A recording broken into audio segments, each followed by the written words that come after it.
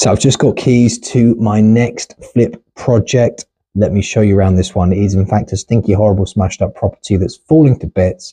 I'm looking forward to making nice again. So here we've got some moody looking, horrible wallpaper.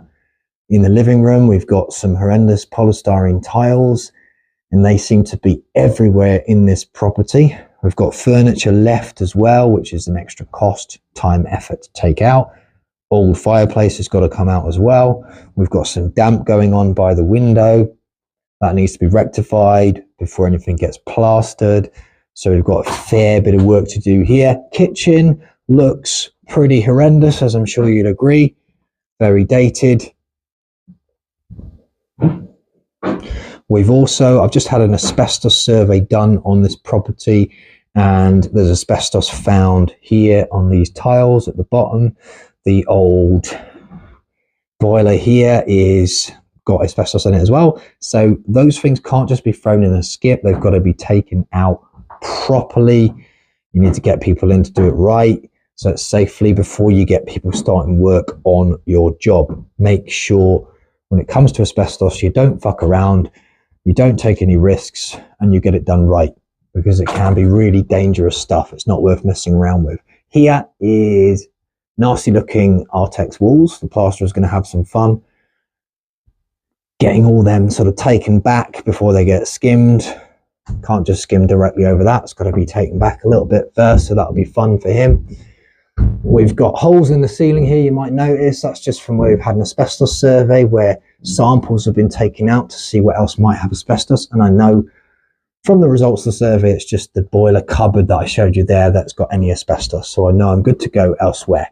We've also got a nasty looking, horrendous bathroom, as you can see.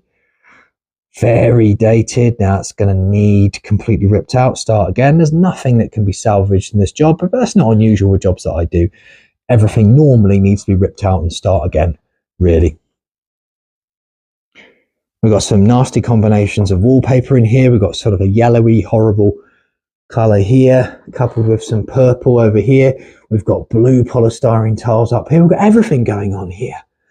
And now also we have a pretty overgrown garden.